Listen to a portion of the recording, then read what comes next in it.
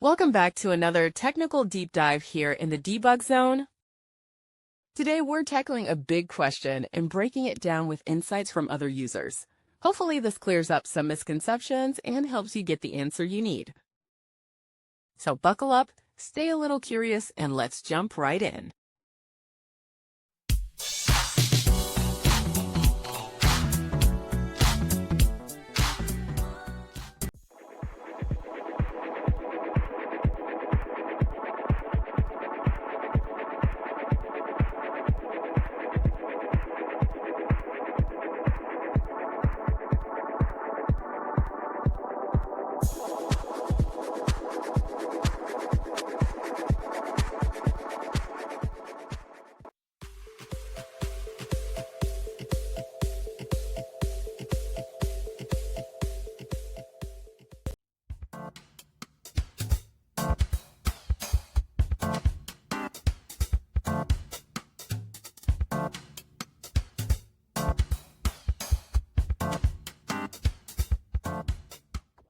And that's a wrap.